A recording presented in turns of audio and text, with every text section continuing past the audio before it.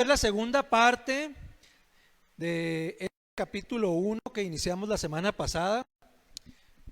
Y estamos en el capítulo 1, el llamado, un llamado poco común. Les quiero pedir que busquen ahí en sus Biblias, en Lucas 6, del 12 al 16.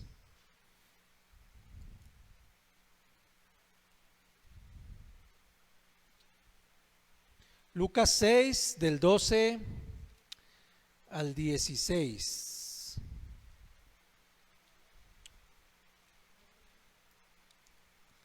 Amén, hermanos. Perfecto, vamos a darle lectura todos juntos. Y dice así: en aquellos días él fue al monte a orar y pasó la noche orando a Dios. Y cuando era de día, llamó a sus discípulos y escogió a 12 de ellos, a los cuales también llamó apóstoles: a Simón, a quien también llamó Pedro, a Andrés su hermano, Jacobo y Juan, Felipe y Bartolomé, Mateo, Tomás, Jacobo hijo de Alfeo, Simón llamado Celote, Judas hermano de Jacobo y Judas Iscariote, que llegó a ser el traidor. Vamos a orar. Padre Santo, gracias te queremos dar esta tarde, mi Dios. Gracias por la bendición, Padre, de tener este hermoso día lluvioso, Señor, el día de hoy. Gracias, Señor, porque mandas lluvia para que se llenen las presas, Señor, que tanta falta hace el agua, Señor, en las ciudades. Gracias, Señor, por ello. Gracias, Señor, porque también nos traes a tu santo templo, mi Dios, a escuchar de tu palabra. Padre Santo, queremos ponernos en tus manos, Padre, para que hables a nuestra mente y a nuestros corazones. Sé tú quien hable, Padre Santo. Utiliza los labios de tu siervo, mi Dios, para traer tu mensaje a esta tu iglesia Betel, mi Dios. Permítenos escudriñar tu palabra, mi Dios, profundizar en ella y también hacerla nuestra cada día. Gracias, mi Señor, en el bendito nombre de tu Hijo, nuestro Señor y Salvador, te damos las gracias. Amén.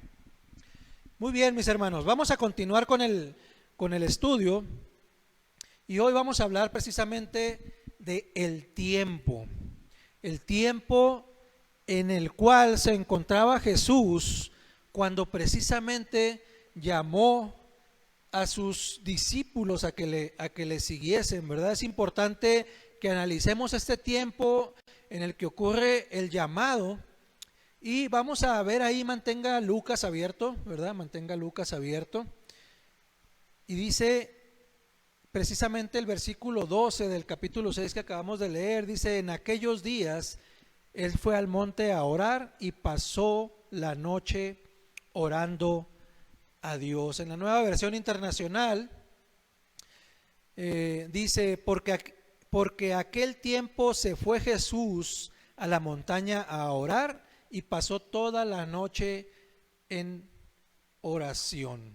Pasó toda la noche en oración. Precisamente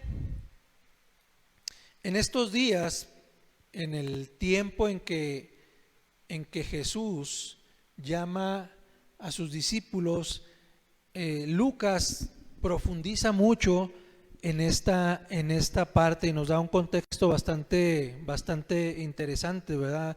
Lucas no está hablando precisamente del tiempo que marca el reloj o de los días en específico del mes, de un mes en particular. La frase se refiere precisamente a ese periodo de tiempo, a la temporada, ¿sí? A la temporada que era una fase específica del ministerio de Jesús. Cuando Jesús ya determina que es tiempo de empezar la educación de aquellos quienes han de continuar con esa labor de la promulgación del Evangelio, entonces a ese tiempo es al que se refiere precisamente Lucas en su escrito, ¿verdad? En este libro fue un intervalo de su ministerio que precisamente presentaba una oposición muy férrea en ese momento, ¿verdad? La misma frase nos lleva precisamente al precedente en Lucas 5:17. Lucas 5:17, si regresa un poquito al capítulo anterior, Lucas 5:17, donde dice: aconteció un día que él estaba enseñando y estaban sentados los fariseos y doctores de la ley, los cuales habían venido de todas las aldeas de Galilea y de Judea y Jerusalén, y el poder del Señor estaba con él para sanar. Y aquí nos damos cuenta precisamente en este pasaje cómo es que todos estos personajes estudiosos de la ley estaban atentos, ¿verdad? Estaban al pendiente de lo que Jesús decía o dejaba de hacer, ¿sí? De sus gestos, si levantaba mucho la voz, si levantaba una mano, si levantaba la ceja cuando hablaba. ¿Se imaginan, hermanos? Ahí está tener a todos los estudiosos, ¿verdad? Religiosos ahí frente a usted. Y precisamente están analizando cada palabra y tono y forma y la palabra anterior a la que está diciendo en este momento y la que sigue, ¿no? O sea, observado completamente, ¿verdad? Esta sección del Evangelio registra precisamente la violenta oposición que Jesús había empezado a recibir por parte de los escribas y de los fariseos.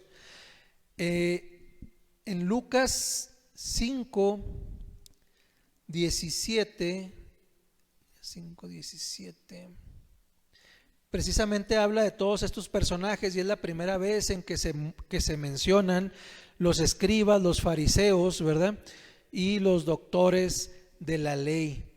Anterior a eso no se habían mencionado, ¿verdad? Pero ¿por qué estaban allí? Precisamente porque se sentían invadidos en lo que ellos se decían expertos, en la palabra de Dios. Así en Lucas 5:17 se nos confronta con los principales adversarios de Jesús. Ahí es como la presentación, ¿no? Y en esta esquina, ¿sí? Y en esta otra, ¿sí? Ahí precisamente Lucas está hablando de quienes están en el lado contrario de nuestro Señor Jesucristo, ¿verdad? El relato de su oposición abarca todo el texto hasta el final del capítulo 5 y continúa precisamente con el capítulo 6, ¿verdad? Lucas describe el conflicto creciente entre Jesús y los líderes religiosos del judaísmo. Ellos se levantaron en su contra cuando sanó precisamente a un paralítico y le perdonó sus pecados. Esto lo encontramos en el pasaje de Lucas 5:17 al 26, del 17 al 26, donde dice: aconteció un día que él estaba enseñando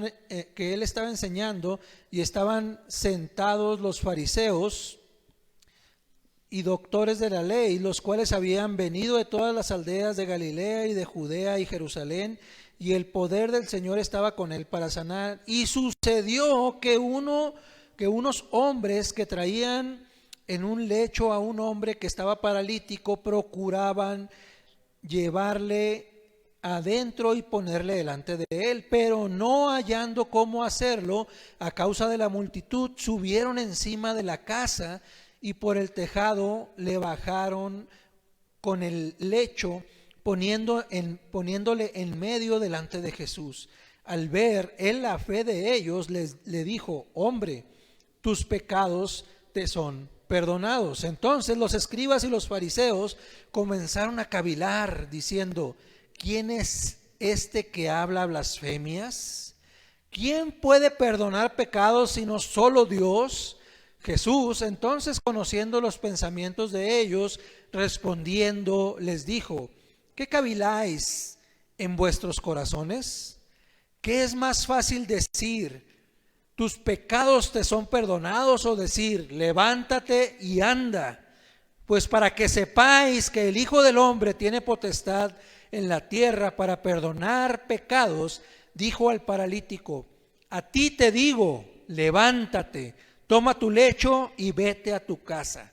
Al instante, levantándose, en presencia de ellos y tomando el lecho en que estaba acostado, se fue a su casa glorificando a Dios. Y todos, sobrecogidos de asombro, glorificaban a Dios y llenos de temor decían: hoy hemos visto maravillas. Ya hemos predicado, ¿verdad?, sobre este pasaje. Es muy interesante, ¿verdad?, cómo el Señor hacía esos milagros, ¿verdad? Hacía esos milagros y perdonaba pecados. Pero si se fijan, los fariseos y estos doctos de la ley no observan precisamente eso. Observan lo que para ellos es incorrecto, ¿verdad? Y se oponían a que nuestro Señor Jesucristo diera sanidad a los enfermos. Ellos se levantaron en su contra cuando sanó a este paralítico y le dijo que le perdonaba sus pecados. Se opusieron al verlo comer y beber con los cobradores de impuestos y pecadores, ¿verdad? Esto en Lucas 5 del 27 al 39. Se opusieron a Jesús cuando les permitió a sus discípulos que arrancaran espigas y comieran el día de reposo. Esto en Lucas 6 del 1 al 5.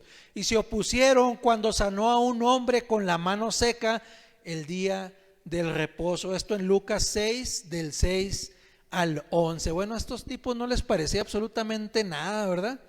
Y estaban en contra de Jesús y lo que querían era pelear, ¿verdad? Querían encontrar algo por lo cual condenar al Señor Jesucristo. Y así, un incidente detrás de otros, Lucas precisamente va relatando cada uno de ellos y va haciendo énfasis precisamente en la oposición creciente de estos líderes religiosos de aquella época.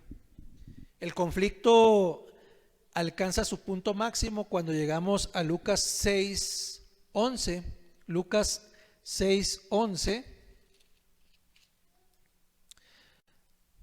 donde dice: y ellos se llenaron de furor y hablaban entre sí qué podrían hacer contra Jesús. Marcos y Mateo aún son más gráficos en su relato. En Mateo 12:14, Mateo lo menciona así: y salidos los fariseos tuvieron consejo contra Jesús para destruirle. No era poca cosa, ¿verdad? Estaban confabulando contra Jesucristo para destruirle. Y Marcos 3:6 dice: y salidos los fariseos tomaron consejo con los herodianos contra él para destruirle. Y aquí está interesante, ¿verdad? Porque Marcos ya hace mención, él ya se dio cuenta de lo que estos doctos de la ley, estos fariseos, estaban haciendo con tal de destruir a Jesucristo, ¿verdad? Marcos dice que los líderes religiosos llegaron a involucrar a los herodianos en el complot para destruir a Jesús. Los herodianos eran una fracción de políticos que apoyaban la dinastía de los Herodes, por eso se llamaban los herodianos, ¿sí? Y eran como revolucionarios de esa época, eran luchadores sociales, ¿verdad? Políticos meramente, que no tenían nada que ver con temas religiosos, pero al final iba a haber pleito, ¿verdad? Y lo que les gustaba era pelear. Entonces, vénganse, vamos a destruir a ¿verdad? Aunque no les haya hecho nada. Y estaban haciendo alianzas con otros para perseguir a Jesús. Por lo general no eran aliados de los fariseos, no se juntaban entre ellos, pero los dos grupos se unieron en contra de Jesús y empezaron a tramar para matarle. Entonces, imaginemos este tiempo, ¿verdad? Que es de lo que estamos hablando. El periodo en que Jesús está ministrando su palabra y sale y le comparte a multitudes y miles de personas se convierten, ¿verdad?, al cristianismo para seguirle. y está en ese proceso donde también los líderes religiosos están procurando matarle, ¿verdad? Es a esta altura precisamente en la que Lucas intercala su relato cómo Jesús escogió a los 12 y los nombró para que fueran apóstoles, Fue en aquellos días cuando la hostilidad contra Jesús había llegado al punto de procurar matarle. El odio por Jesús entre la élite religiosa había llegado al punto máximo. Jesús pudo sentir la presión de la proximidad de su muerte. Ya sabía lo que venía. Él ya sabía qué iba a suceder y sabía cuándo iba a suceder. ¿Okay? La crucifixión estaba a menos de 2 años precisamente de esa fecha en que había escogido a los 12. Él sabía que había de sufrir la muerte de cruz, que resucitaría de entre los muertos y que después de 40 días iba a ascender a su Padre. Por lo tanto, también sabía que su trabajo terrenal debía ser pasado o enseñado a otros, a esos 12 que había escogido precisamente para educarles en su ministerio, Ahora, imaginen esto, ¿no? Estamos en medio de la pandemia. Hemos perdido el 80% de las ventas. Tú tienes un trabajo, eres pescador y te está yendo bien porque es alimento y estás vendiendo. Y de repente llega el dueño de ese negocio que se está yendo a la quiebra y te ofrece trabajo y te dice: vente a trabajar conmigo, te va a ir bien. ¿Qué te pasa por la mente cuando lo ponemos en ese contexto? Dices, bueno, las oportunidades a veces no son las óptimas, ¿no? En nuestro mundo terrenal cuando hablamos de trabajo. Ahora imagina a Jesús invitando a los 12 a que le sigan a trabajar en su ministerio y con un montón de judíos, ¿sí? Con cuchillos y lanzas que lo quieren matar, ¿no? Figurativamente, ¿verdad? Porque al final del día se sabía qué es lo que querían hacer estos hombres, ¿verdad? Estos hombres religiosos querían eliminar a Jesús. Y Jesús te está haciendo la invitación a que vayas con Él y aprendas y seas su discípulo y te conviertas en apóstol para compartir de su palabra. No está fácil, ¿verdad? No está fácil la invitación. El enfoque del ministerio de Cristo pasó entonces de las multitudes que lo seguían a solamente aquellos 12 que había escogido. Hay otra cruel realidad en todo este relato. Cuando el Señor escoge a los 12 para hacer que ellos sean sus representantes oficiales, porque eso eran, ¿no, hermanos? Llega y dice: a ver, Pedro, ¿sí? A ver, Juan, y se los está trayendo uno por uno, ¿no? ¿Sí? Ninguno de ellos eran predicadores del evangelio o eran predicadores de la palabra de la ley. Ninguno de ellos era maestro, ninguno era escriba. No había un solo fariseo ni un solo saduceo en esos 12 hombres que escogió el Señor. No escogió sacerdotes, no escogió a hombres que procedían de sinagogas o de establecimientos religiosos que proclamaban la palabra de Jehová en aquel entonces. No escogió a ninguno. La elección de los 12 apóstoles fue un juicio contra el judaísmo institucionalizado del tiempo. Era el Mesías, el Hijo de Dios, que iba a escoger a quién iba a continuar con la promulgación de su palabra, para que nos llegara la palabra hasta nuestros días. No era poca cosa, no era poca cosa. ¿Y cuál era el pueblo de Dios? Israel, ¿verdad? Y ese pueblo de Dios lo rechazó. Y entonces los estudiosos de la palabra están tan errados y tan alejados de la verdadera palabra que Cristo los desechó. Fue un rechazo a aquellos hombres y sus organizaciones que se habían corrompido totalmente. Por eso fue que Jesús no escogió a ni uno de ellos, a ninguno de esos religiosos. En cambio, escogió a hombres que no tenían preparación teológica, que eran pescadores, que eran cobradores de impuestos, que eran hombres comunes y corrientes. Eran hombres comunes y corrientes, no había nada extraordinario en ellos y Jesús les escogió. Hacía mucho tiempo que Jesús ya había estado en pugna con aquellos religiosos, ¿verdad? Aquellos que se veían a sí mismos como la nobleza de la religiosidad de Israel, los únicos con la autoridad para impartir la palabra de Dios, para impartir la enseñanza. Se sentían agraviados, los rechazaban a él y a su mensaje, odiaban a Jesús, odiaban el evangelio que Jesús estaba compartiendo. Precisamente en Juan 1:11, dice: a lo suyo vino y los suyos no le recibieron.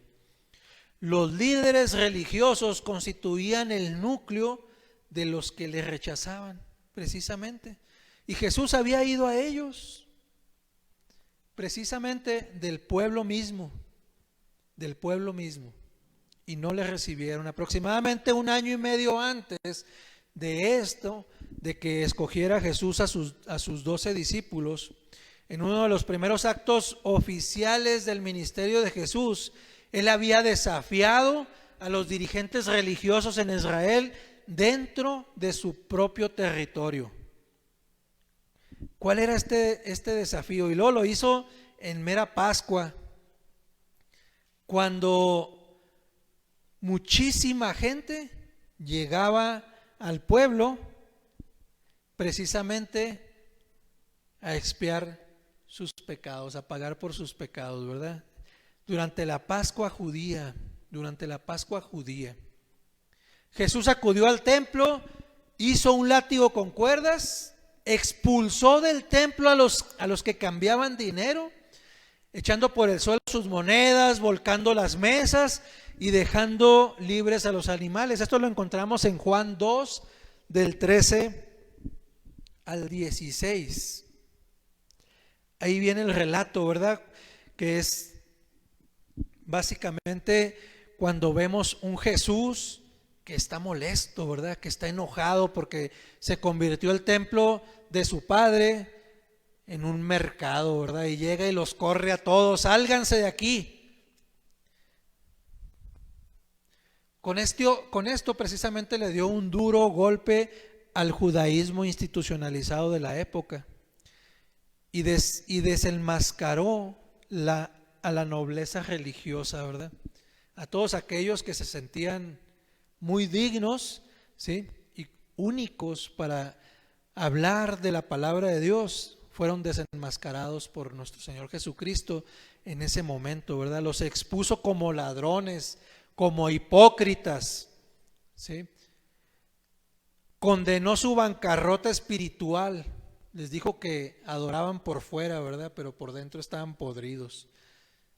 Dejó al descubierto su apostasía. Públicamente condenó su pecado. Los acusó de flagrante corrupción. Denunció su falsedad, así como también comenzó su verdadero ministerio, ¿verdad? Fue un verdadero asalto a la religión institucionalizada del momento. Tremenda cosa, ¿verdad? Entonces, desde ese entonces, los religiosos judíos pues buscaban cómo agredir a Jesús, ¿verdad? Porque los había descubierto. Los había descubierto. Y hemos platicado también de este pasaje de Juan 2, del 13 al 16, donde precisamente los judíos controlaban todo el negocio adentro. Ahí no valía si llegabas con tu tórtola, tenías que cambiarla. Si traías moneda de otro país o de otro origen, ahí tenías que cambiarlo, ¿no? Y es como que ahorita está el dólar a 19 pesos, 19.50. Sí, llegas aquí y bueno, aquí vale 10 pesos. Pero te voy a dar la moneda que vale aquí y vale 10 pesos. ¿Sí? Así era el proceso de esos cambistas, ¿verdad? Era ventajoso. ¿Por qué? Porque solamente se aceptaba lo que en el templo había.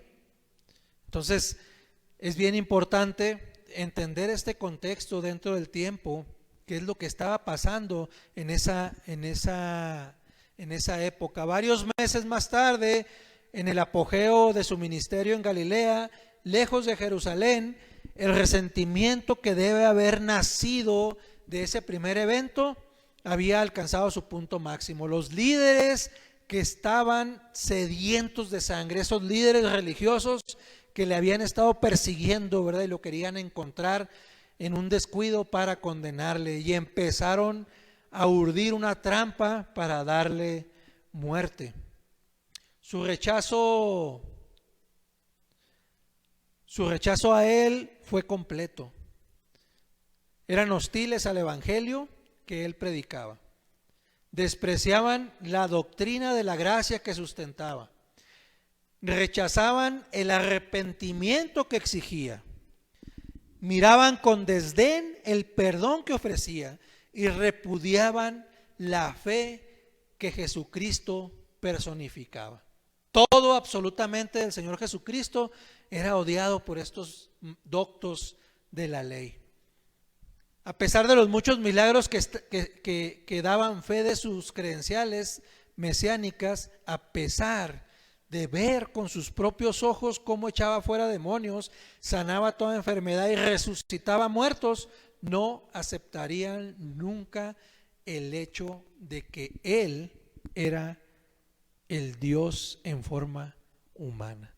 Sencillamente lo odiaban y no lo podían aceptar, y odiaban su mensaje. Jesús era una amenaza a su poder, por lo que desesperadamente querían verlo muerto, querían matarlo. Por eso, cuando llegó el momento de que Jesús seleccionara a sus 12 apóstoles, a sus 12 discípulos, fue lo más normal que no escogiera absolutamente a nadie de la clase de religiosos que estaban ahí dentro en la sinagoga, ¿verdad? Todos ellos querían destruirlo. En cambio, se volvió a sus humildes seguidores y de entre ellos seleccionó a 12 hombres sencillos, comunes y corrientes, pertenecientes a la clase trabajadora. Pertenecientes a la clase trabajadora. Ahora hablemos de los 12. Hablemos de los 12. ¿Qué características tenían los 12 para ser elegidos? ¿Cuáles eran las virtudes de estos hombres? ¿Qué vio Jesús en ellos? ¿Se ha hecho estas preguntas, hermano? ¿Qué vio Jesús en los 12 para escogerlos? Si alguna vez ha visitado las catedrales, ¿verdad? Aquí tenemos algunas, en la Ciudad de México hay otras, las de Europa son inmensamente grandes, es increíble, ¿verdad?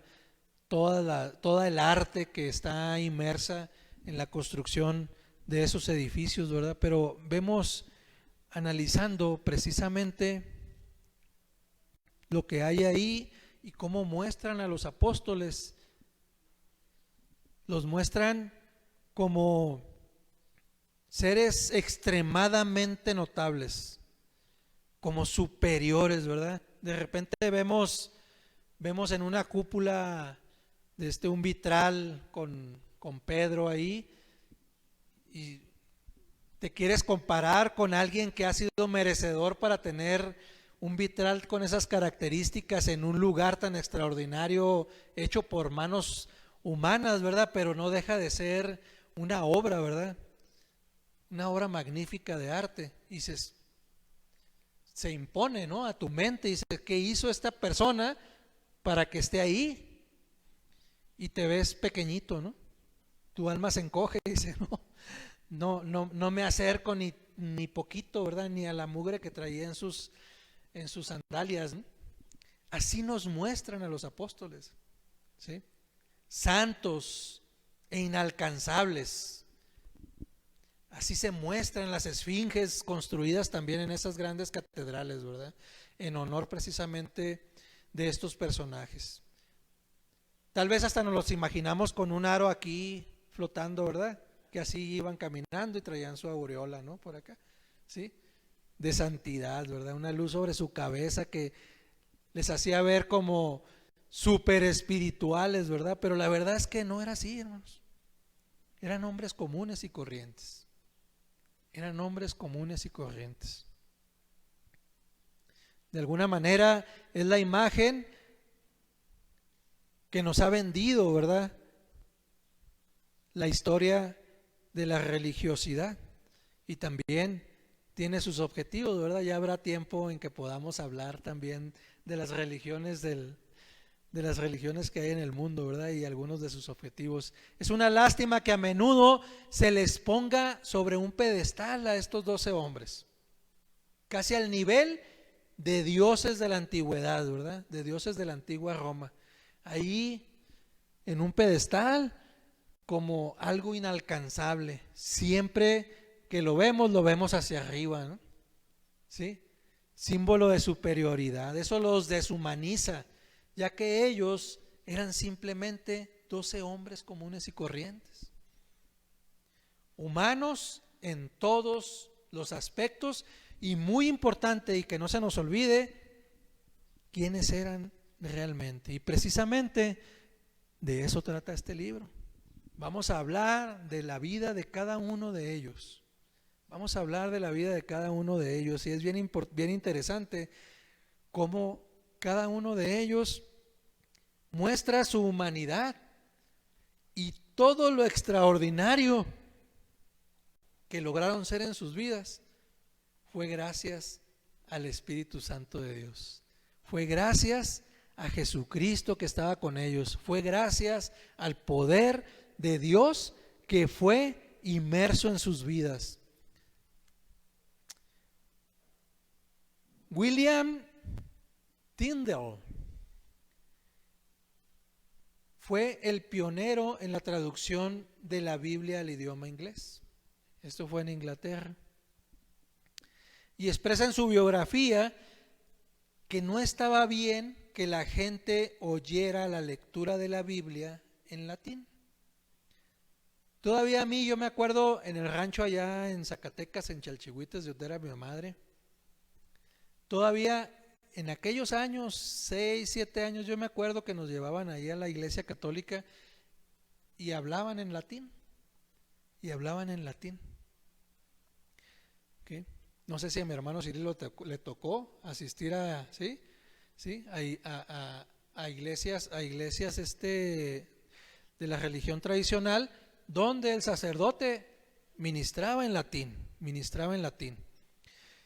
y no precisamente en la lengua nativa del congregante, ¿verdad? Los líderes de las iglesias de esos días, tal como los fariseos en el tiempo de Jesús, no querían que el pueblo escuchara la palabra de Dios en su propio idioma. en su propio idioma. ¿Saben por qué? ¿Por qué creen? Para mantener ese poder. Y entonces se hacían ver también como seres supremos a la interpretación de la palabra de Dios. Y nos mostraban un libro que es el manual para guiar nuestra vida como algo inalcanzable, como algo a lo que no éramos dignos de leer, como algo a lo que no éramos dignos de interpretar. ¿Sí lo podemos ver? Entonces, si ni siquiera tenemos acceso a la palabra de Dios, menos tenemos acceso al Dios Altísimo que está en los cielos. Y el hecho de conocer ahora y tener nuestros ojos abiertos y nuestro corazón abierto al entendimiento, y que sabemos que podemos hablar directamente con Dios a través de la oración, y que el camino está hecho para nosotros, cubierto por la sangre del Cordero, que es nuestro Señor Jesucristo, para el acceso al cielo. Eso era inaceptable en aquellos años, porque la confesión del pecado debía hacerse a través del sacerdote, y hay un control a través de esto. Lo mismo estaba sucediendo en la época de Jesús con los sacerdotes dentro de esa mezquita, de esa sinagoga, ¿verdad? Tyndale tradujo el Nuevo Testamento al idioma inglés. ¿Y saben qué tuvo como premio, hermanos? ¿Qué creen? No. Tyndale fue exiliado, fue perseguido, vivió en la pobreza, vivió en la miseria, y finalmente en 1536 lo ahorcaron y lo quemaron en la hoguera, porque tradujo el Nuevo Testamento al idioma inglés. Se atrevió a hacer eso. Así de duro era el tema político con la iglesia, ¿verdad? Así de duro. Una de las motivaciones de Tyndale para hacer ese trabajo fue que cuando él se percató, hizo una especie de encuesta, ¿verdad?, entre los congregantes de las iglesias ahí en Inglaterra, y se dio cuenta que nadie sabía de lo que estaban hablando. ¿Sí? El sacerdote daba su tema, leía en latín, y muy pocos entendían verdaderamente lo que estaba hablando el sacerdote. Muy pocos sabían lo que estaba diciendo. Casi nadie podía siquiera decir el nombre de 4 de los apóstoles. Y cuando se da cuenta de esto, pues el Señor pone en su corazón el deseo de traducir del latín al inglés el Nuevo Testamento, para que las personas pudieran leer, los congregantes pudieran leer y entender la palabra de Dios. Y gran premio que se llevó, ¿verdad, hermanos? ¿Sí? Gran premio que se llevó. Los líderes de la iglesia y los cristianos de hoy en día posiblemente no lo estemos haciendo mejor, hermanos. Me incluyo porque somos imperfectos, ¿verdad? Y de repente cometemos errores en la interpretación de la palabra y decimos a veces unas burradas aquí enfrente. También nos equivocamos. Y gloria a Dios, tenemos la palabra en nuestro idioma, y por eso les exhortamos a que estudien la palabra de Dios, a que estudien su palabra, a que escudriñen su palabra, porque somos imperfectos, también nos equivocamos, ¿verdad? En realidad, lo que la iglesia institucional ha hecho al canonizar a estos hombres ha sido deshumanizarlos y hacerlos parecer muy lejanos para nosotros, y como si no fueran de este mundo, como si fueran venidos del espacio exterior, ¿verdad? Es una extraña ironía, porque cuando Jesús precisamente los escoge, los seleccionó no por alguna habilidad extraordinaria que tuvieran o una superioridad espiritual en sus vidas. Más bien, parece que en forma deliberada, nuestro Señor Jesucristo los escogió a todos y cada uno de ellos porque destacaban en su sencillez. Destacaban en su sencillez. Y eso también lo vamos a ir viendo cuando hablemos en particular de cada uno de estos 12 hombres, ¿verdad? ¿Qué calificó a estos hombres para que fueran apóstoles? Obviamente no fue su capacidad intrínseca, no fue su talento extraordinario. Eran galileos, no pertenecían a ninguna élite. A los galileos se les consideraban como una clase baja, gente campesina, gente que no había sido educada, eran plebeyos insignificantes. Pero Jesús no los seleccionó porque hubieran sido más distinguidos o más talentosos que otros en el tiempo en que estaba desarrollando su ministerio. Indudablemente, quienes van a ocupar un cargo de liderazgo dentro de las iglesias tienen que reunir ciertas cualidades morales, ¿verdad? Y espirituales. También la palabra de Dios nos lo muestra, ¿verdad? De hecho, las exigencias para el liderazgo espiritual en la iglesia son extremadamente altas, hermanos. Son extremadamente altas. Por ejemplo, veamos ahí en Primera de Timoteo 3, del 2 al 7. Primera de Timoteo 3, del 2 al 7. Dice: pero es necesario que el obispo sea irreprensible, marido de una sola mujer, sobrio, prudente, decoroso, hospedador, apto para enseñar, no dado al vino, no pendenciero, no codicioso de ganancias deshonestas, sino amable, apacible, no avaro, que gobierne bien su casa, que tenga a sus hijos en sujeción con toda honestidad, pues el que no sabe gobernar su propia casa, ¿cómo cuidará de la iglesia de Dios? No un neófito, no sea que envaneciéndose caiga en la condenación del diablo.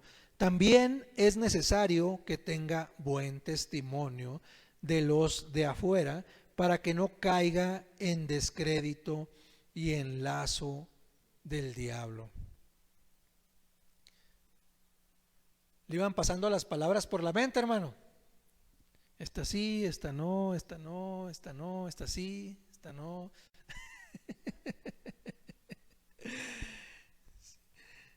Yo creo que ninguno de nosotros alcanzamos esa perfección, ¿verdad? Ese grado de perfección.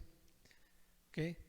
Pero estamos encaminados a hacer este esfuerzo. En Tito 1 del 6 al 9, Tito 1 del 6 al 9, dice: el que fuere irreprensible, marido de una sola mujer, y tenga hijos creyentes, que no estén acusados de disolución ni de rebeldía, porque es necesario que el obispo sea irreprensible como administrador de Dios, no soberbio, no iracundo, no dado al vino, no pendenciero, no codicioso de ganancias deshonestas, sino hospedador, amante de lo bueno, sobrio, justo,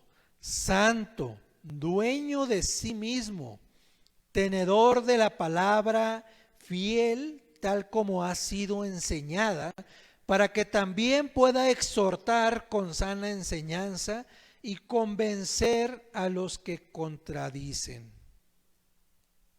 Tampoco está fácil lo que nos dice Tito, ¿verdad, hermanos? Tampoco es simple, tampoco es simple.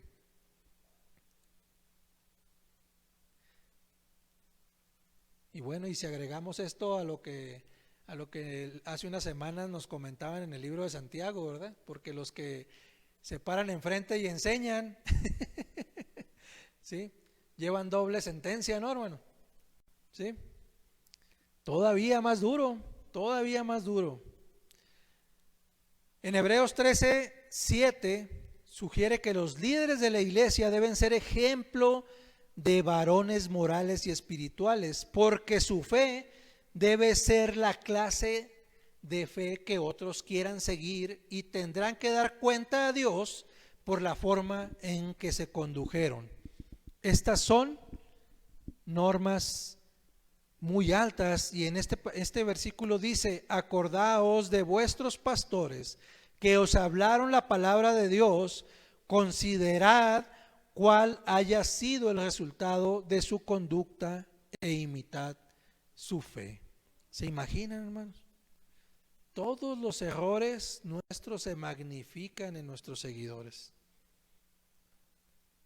Cuando nos atrevemos a enseñar y cuando nos atrevemos a predicar de la palabra de Dios, y estamos siendo también observados por nuestro Dios, y tenemos que rendir cuenta de todos nuestros errores. No es fácil, hermanos, y nos tiemblan las corvas, como dice el hermano Cirilo, ¿verdad? Nos tiemblan las corvas, pero aceptar a Cristo es de valientes, hermanos. Pararse aquí y dar una clase y predicar la palabra requiere también ese valor. No es fácil, pero todos podemos hacerlo. Y por cierto, las normas no son menores para las personas de la congregación, así que no se aleguen tanto para aquellos que solamente son congregantes y que dicen: yo por eso no me paro enfrente. Los líderes son ejemplo para los demás, pero no hay normas inferiores para los demás miembros de la congregación. De hecho, en Mateo 5:48 Jesús dijo a todos los creyentes: sed pues vosotros perfectos, como vuestro Padre que está en los cielos es perfecto. Como vuestro Padre que está en los cielos es perfecto. Entonces, para los ministros y los maestros, dura cosa, ¿verdad? Pero también somos congregantes, y para el resto de los congregantes está fácil. Solamente tienen que ser perfectos como Dios Padre. ¿Sí? Francamente, nadie puede cumplir con estas normas. Nadie puede cumplir con estas normas, ¿verdad? Hablando humanamente, nadie puede calificar cuando la norma es la perfección. Nadie está capacitado para estar en el reino de Dios, y nadie es inherentemente digno de servir a Dios. No hay justo, ni siquiera uno. No hay justo. De modo que no hay persona intrínsecamente calificada. No hay una sola persona con todas las calificaciones que Dios necesita para agradarle. Dios mismo debe salvar a los pecadores. Él nos salva, hermanos. Él nos escoge.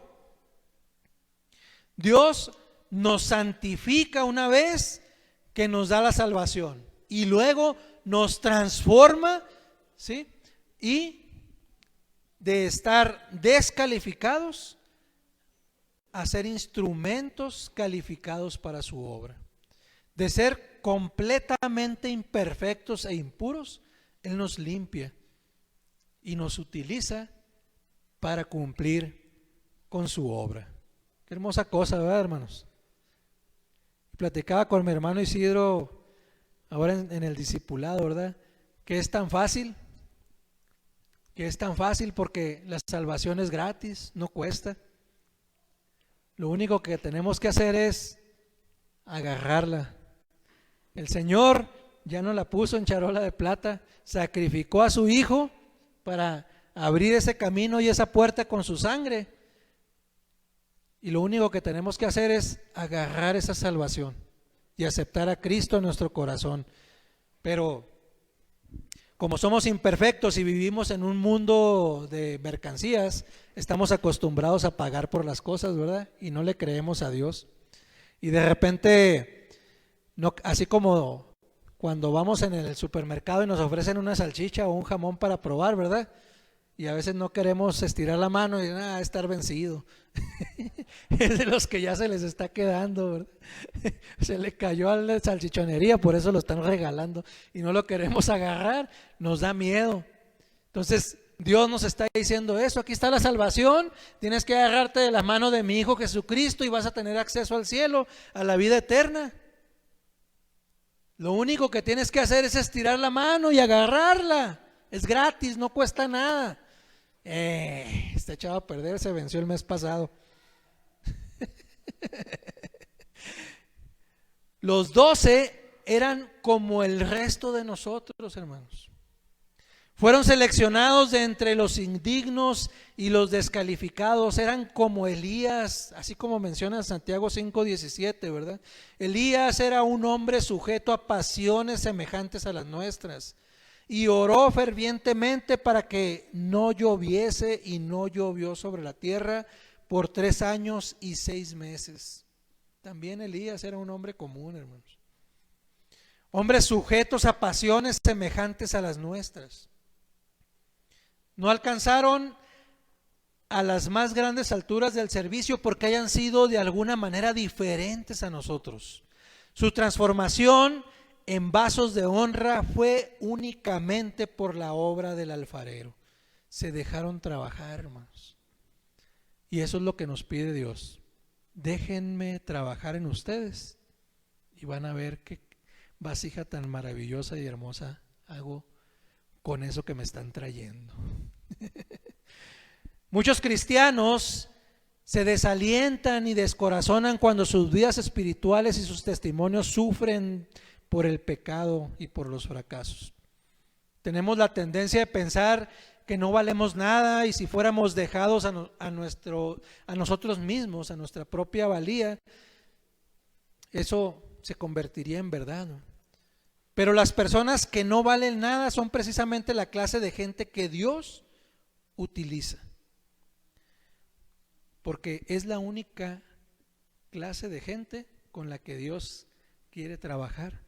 Cuando nos rendimos y nos damos cuenta que por nuestros propios medios no vamos a salir y le decimos a Dios: Señor, aquí estoy, ya no sé qué hacer con este tipo que traigo encima, toma mi vida y transfórmala y hazla como tú la necesitas. Satanás tal vez puede tratar de convencernos que nuestra deficiencia nos hace inútiles para Dios y para su iglesia. Pero la elección que hizo Jesús de sus 12 apóstoles da testimonio del hecho de que Dios puede usar lo indigno y descalificado. Él puede usar a los don nadie, nos puede utilizar a todos y cada uno de nosotros. Estos 12 transformados trastornaron el mundo. Estos 12 trastornaron el mundo entero. Lo dicen Hechos 17:6. Pero no hallándolos, trajeron a Jasón y a algunos hermanos ante las autoridades de la ciudad, gritando: estos que trastornan el mundo entero también han venido acá. Recordemos que Hechos, en esta parte 17:6, ya el Señor había ascendido a los cielos, ¿verdad? No fue porque tuvieran talentos extraordinarios, capacidades intelectuales excepcionales, poderosas influencias políticas o alguna condición social especial. Ellos trastornaron el mundo porque Dios trabajó en ellos y ellos se lo permitieron. Le permitieron a Dios trabajar sus vidas. Dios escoge a lo humilde, escoge a lo manso, escoge lo débil, escoge lo bajo, de modo que no exista la más mínima duda sobre cuál es la fuente de poder cuando sus vidas cambian el mundo.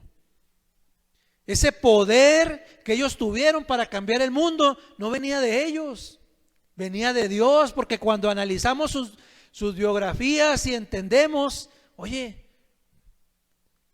¿cómo se puede parar un pescador que habla hebreo, ¿sí?, a hablar en otro idioma, en otros idiomas, y transmitir la palabra de Dios y ganar almas para Cristo?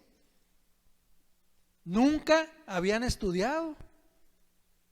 Humanamente no lo entendemos. Es el Espíritu de Dios actuando en esos hombres precisamente en el día del Pentecostés, ¿verdad? De la historia que les comento. No es el hombre de la verdad de Dios y el poder de Dios en el hombre. El poder no está en la persona que predica o comparte la palabra. El poder radica en Dios mismo y de su Hijo Jesucristo morando en nosotros. La historia de la obra de Dios en la tierra es su historia misma, usando lo indigno y moldeándolo para usarlo de la misma manera que el alfarero usa el barro. Los 12 no fueron excepción de esta regla. Por supuesto que los apóstoles merecen el lugar excepcional que ocupan en la historia de la redención. Por cierto, que son dignos de ser considerados héroes de la fe. Héroes de la fe. Ellos dieron su vida por transmitir la palabra que Cristo les enseñó. El libro del Apocalipsis dice que sus nombres adornarán las 12 puertas de la ciudad celestial, de la nueva Jerusalén, de modo que el mismo cielo también les rinde tributo eterno. Pero tal hecho no disminuye la verdad de que eran comunes y corrientes, tal como usted y como yo, hermano.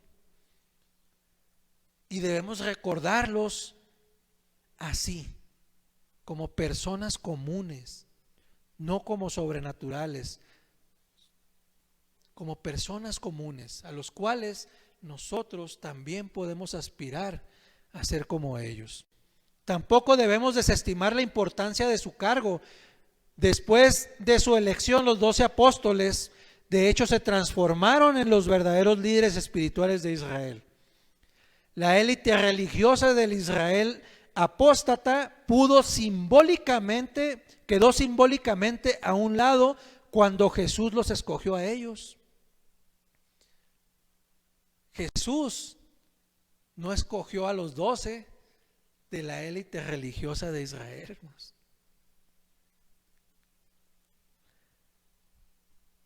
Ellos representaban el verdadero Israel de Dios, un Israel genuinamente arrepentido y creyente.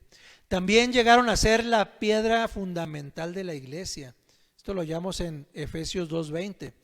Edificados sobre el fundamento de los apóstoles y profetas, siendo la principal piedra del ángulo Jesucristo mismo. En 1 Corintios 1:20 y 21 dice: ¿dónde está el sabio? ¿Dónde está el escriba? ¿Dónde está el disputador de este siglo? ¿No ha enloquecido Dios la sabiduría del mundo? Pues ya que en la sabiduría de Dios el mundo no conoció a Dios mediante la sabiduría, agradó a Dios salvar a los creyentes por la locura de la predicación. De nuevo, Dios es perfectamente consecuente con la forma en la que el Señor trabaja. Esa es la razón por la que no había ni filósofos, ni escritores brillantes, ni apologistas famosos, ni eminentes maestros, ni hombres que se hubieran distinguido grandemente por ser oradores en su época.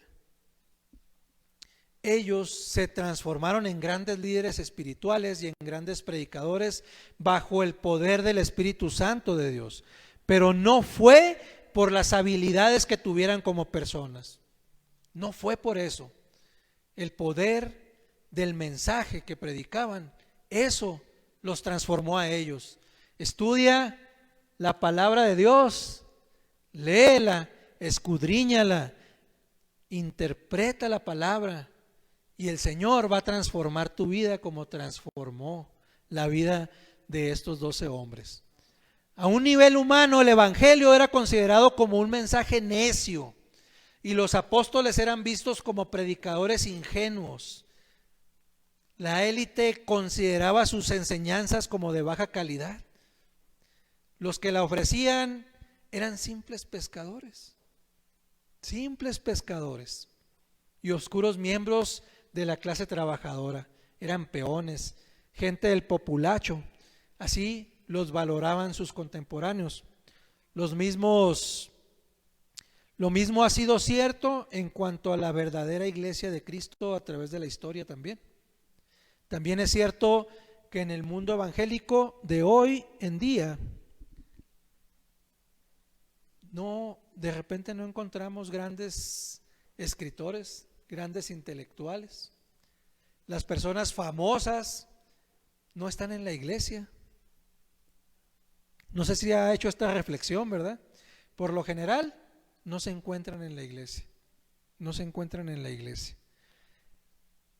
Oímos hablar de los famosos, pero por allá, ¿verdad? Atendiendo sus asuntos, ¿verdad? En 1 Corintios capítulo 1, versículo 26 al 29, ya casi terminamos. Dice: pues mirad, hermanos, vuestra vocación, que no sois muchos los sabios según la carne, ni muchos poderosos, ni muchos nobles, sino que lo necio del mundo escogió Dios para avergonzar a los sabios, y lo débil del mundo escogió Dios para avergonzar a lo fuerte, y lo vil del mundo y lo menospreciado escogió Dios, y lo que no es, para deshacer lo que es, a fin de que nadie se jacte en su presencia. Los instrumentos favoritos de Dios son los don nadie, para que ningún hombre pueda jactarse en su presencia. En otras palabras, Dios escoge a quienes Él escoge para que reciban su gloria. Escoge instrumentos débiles para que nadie atribuya el poder a instrumentos humanos en lugar de atribuírselo a Dios. Dios, quien ejerce autoridad sobre estos instrumentos. Tal estrategia es inaceptable para aquellos cuyo único propósito en la vida está dirigido a conseguir la gloria humana. Yo quiero ser famoso, yo Ventura quiero ser famoso. ¿Por qué le voy a dar la gloria a Dios? ¿Por qué voy a decir que Dios transformó mi vida? Cuando yo quiero resaltar.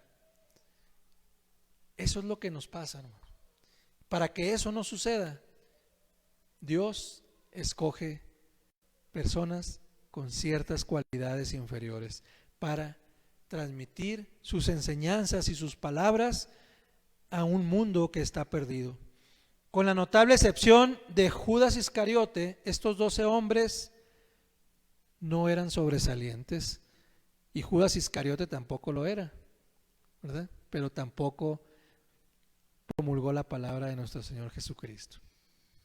Por cierto, como todo ser humano caído, estos hombres lucharon con el orgullo, lucharon contra su propio orgullo, lucharon contra su propia arrogancia, pero la pasión de sus vidas llegó a ser la gloria de Cristo, y esa pasión, sometida a la influencia del Espíritu Santo y no a la habilidad innata de su humanidad o un talento humano, lo que hicieron tuvo un impacto indeleble. Va a permanecer por los siglos de los siglos, hermanos. Y gracias a ellos, hoy tenemos un evangelio del cual compartir. El Señor les bendiga. Los esperamos el próximo miércoles y el próximo domingo. No se pierda la secuela de este libro que cada vez se pone más interesante. Dios les bendiga, mis hermanos.